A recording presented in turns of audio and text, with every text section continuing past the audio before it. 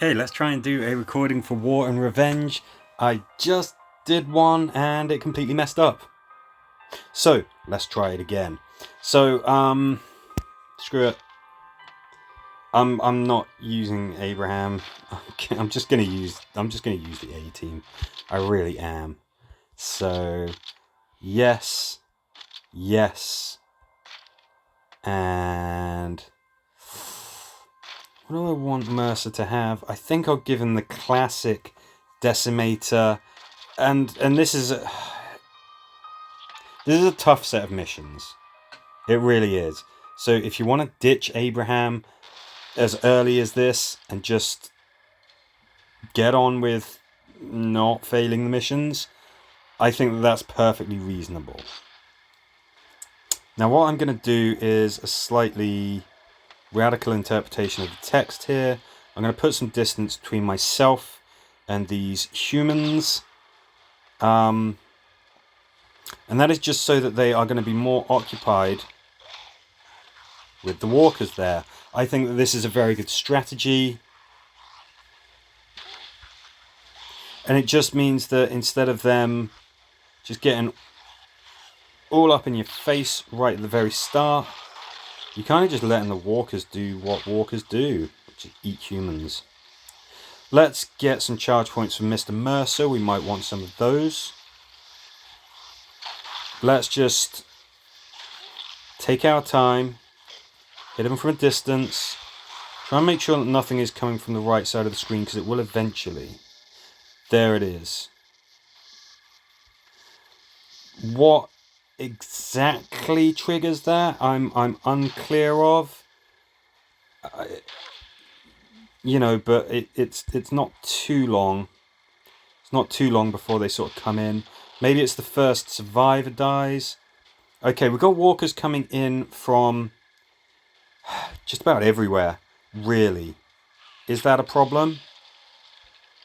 No. If they are coming in from up there, that means that they are going to get the humans as they come in. And I really don't mind if they do that.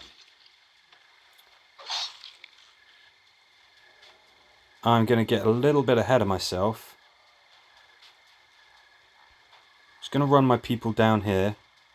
I'm not going to kill Don, because as soon as he dies, the other humans come in. That can be problematic if you leave them the ability to kind of get you. If they come in on their own turn, they don't have any actions, and that's just lovely.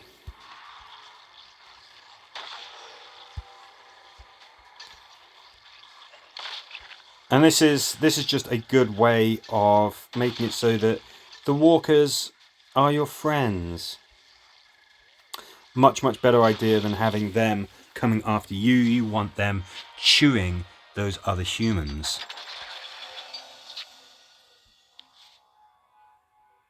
Okay, I've activated the infinite gas and double XP. That's the upgrade reward. I recommend that you do that because you can easily burn through gas very quickly when you're doing the weekly challenge, and this is definitely a tougher weekly challenge. So those XP, you kind of want to be earning big because it's tough. I think that this. Nah, I'm feeling Decimator. What we are going to do is swap out the 7mm Harrier for the lovely Sasha. I think that is a better choice of weapon for her. We want to ignite things. We want to set them on fire. We want to cripple them. What we do not want to do is step on those deep pits, because there are walkers hiding in there. Even tanks, apparently. The big boys can hide in those tiny little holes in the ground. It's a little weird, but it happens. We're just going to deal with those big problems as soon as we can. And we're really going to be careful of where we are stepping. We are creating an absolute ton of noise. I am aware of this. But what I'm hoping is that, we can kind of get to the end quicker without having to watch our footing. The goos are a problem. If they detonate near us when we kill them, they explode like that. And when you kill that final goo, his little buddies here appear. Now what I'm going to do is get as close to the exit as I possibly can. It's fine if we have to wait a turn. I love the way that Mercer looks yellow. Don't know if that's a representation of some funky lighting in this setting or something, but it's, you know, kind of strange going from orange to yellow. Again, I've got rid of Honest Abe as the leader. He's not that great a character. He's simply not. So if you're struggling with these missions and it is a tough set, just don't bash your head against a brick wall. Activating that infinite gas double XP makes it feel a little less painful, even if you do kind of get hurt. Closing time. Okay, so it says that there are humans here. I think Princess is a better choice for this. Mercer, you are coming along. I want you to have... Do I have the standard bulldozer? Yeah, I do. Let me just check that pushes back. Collide, yeah, it pushes back. It can stun. Doesn't cripple. Tell you what, you look like an absolute badass with that. And it cripples. We're going to go with this. Yeah. Now it says that humans are on this mission. It's more like they were on this mission. They start off being eaten. Well, it's not very nice, is it? We've definitely got to get out of range of that tank at the bottom of the map. Which is fine, we can do that, but it really sort of pins us in. It's like playing chess and having to make a very bad move. Thankfully, these guys are occupied. So we're starting off with a lot of walkers on the map. A lot of stuff between us and freedom, but these guys are all occupied. Now I am not going to open the door just yet. I'm going to get my people where they need to be.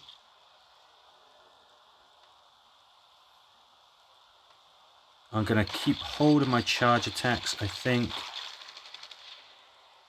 What I can do is this. Now, a walker appears. Obviously, I am ready for it. Princess is fully charged. And of course, what you can do, Mercer is going to shoot if he has to. Just like that. Graphics a little bit weird, but that's fine.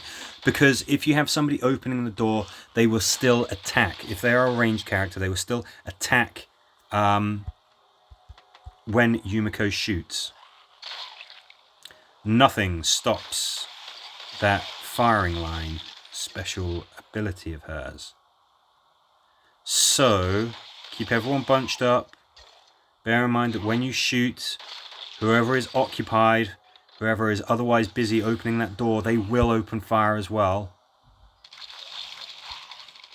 And then hopefully you can just get out of here like that. Don't forget that a lot of the walkers, when you spawn in, are occupied. They are eating people. That is the time to get past them. Don't get crunched into like the bottom left corner or anything like that. Keep an eye out for that sneaky tank. Gotta watch out for him.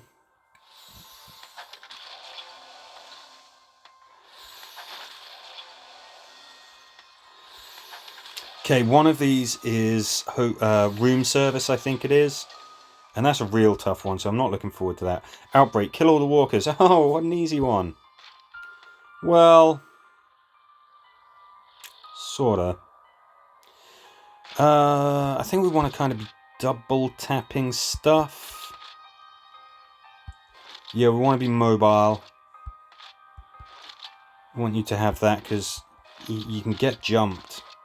We are inflicting status effects on things So we're getting a good point of a good chance of getting charge points with Carol, but also we have that lovely opportunity to double tap. Okay, so we don't want to go there because we can't see. That's fine. We're gonna be trying to kill the walkers sort of as quickly as we can, but the problem is, in some instances, when you kill one set of walkers, it triggers another set to appear, and that ain't great. We'll take the risk. We'll kill those. I know that walkers appear from the top. Let's keep an eye out and see if walkers appear on the bottom of the screen. I think I might be correct in saying that they do not. Now I'm going to keep Yumiko charged up. I'm going to keep Mercer charged up if I can, unless there is some reason to do it. Because walkers will just... They'll pop out of anywhere. They will surprise you. Let's get some good shots on them. Take out the tank. Okay, I'm trying to stay more than 2 squares away from anywhere where walkers might be. Not just where I can see them, but where they might be. Because there are a lot of blind spots on this mission. So maybe having a character like Ezekiel and having some really good melee characters, it could be an option. Definitely. As soon as those walkers appear, you're just going to blat them. Okay, let's do this. Let's make sure that we are killing or crippling these guys. You would be in range of Carol. So let's move her up a square. Is everybody safe here? It's possible that something's going to jump out and get Mercer. No, okay. We're getting surrounded. I'm not crazy about that. Prudent use of charge points, advisable on this mission. Don't just go charging up everything. Wait until you need those charge attacks. You can use them most efficiently. There's no point nailing just 1 or 2 walkers that aren't really a threat on this particular mission. Sometimes you're going to want to go crazy with charge points, but this is one of those missions where it's a little bit of both. You've got a lot of walkers that are a threat, but they're not always on the screen at the same time. It's not such a target-rich environment that you're guaranteed to be able to get charge points turn after turn if you're using, say, this setup or having Sasha as the leader. So you've got to be a little bit prudent, a little bit cautious with your charge attacks. If you don't need to use them, don't use them. Save them just in case you wind up in a difficult spot, because it happens on that mission. Room service. Okay, now this one's tricky. Even at this difficulty setting, I actually think that you can get jumped. You can be surprised. Lots of blind corners. It becomes more predictable later, but then at the same time you've got more enemies to deal with, so it's a dreadful mission. Yes, there we go. There's somebody just looking to surprise us right away. I don't want to get any closer to that room, that's for damn sure. What we're going to do is we're going to open that door. We're going to mow the lawn. We're going to make sure. I don't think that there's anything else in there. Something's just popped up in that room below us. So I was going to say I don't think there's anything in there. There is now. I want to get all of you guys. That means that I've got a chance of getting some charge points as well.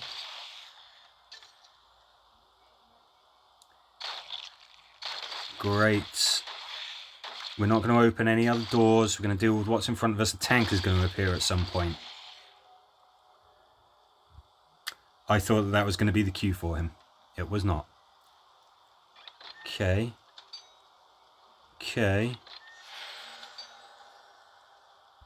Now, I have always preached patience on this mission. But look at what has happened. We've just opened those doors. We got there pretty quickly. We didn't rush. But we didn't dilly-dally. We didn't hang around. We didn't wait for problems to present themselves. And ooh, who fancies a cookie? Come on, double XP, you got to do it. Okay, so I would always preach patience on that mission, but look at what just happened there. We just got it done and dusted as quick as we could, and not as quick as we could. We weren't reckless, but we moved pretty smooth and fast, and it paid off for us. I am pretty surprised myself, but who knows? I wonder how long we can keep up that prudent but speedy strategy on that mission. We'll have to keep an eye on that. Sure as hell makes that mission a lot more fun. Sanctuary, cross the yard and get into this sanctuary.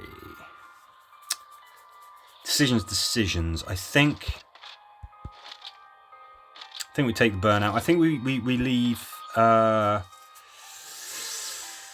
Do we leave Carol as the leader? No, we don't actually. We do not.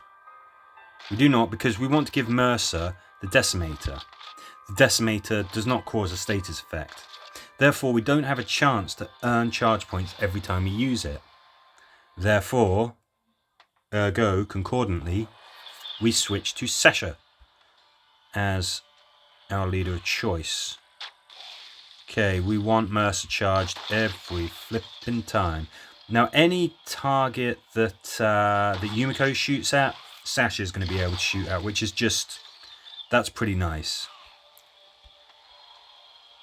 I do believe a tank is going to appear. But for now, we're going to deal with what's in front of us.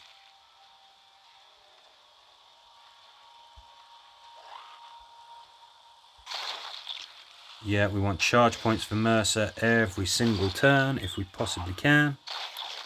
Come on, Mercer man, get fully charged. Looks like we've got some walkers in front of us. The walkers are just going to start piling up behind us as well. Charge attack, take care of those. Good lad. There's the tank. There he is. So he pops out, what was that, turn 4? I'm playing. You do the counting. But there you go. The tank will appear. Ideally, he's going to be behind you when he does. He's not going to be an obstacle for you to get through. He's going to be a problem for you to essentially run away from. And like most problems, if you can set him alight, it makes things so much easier.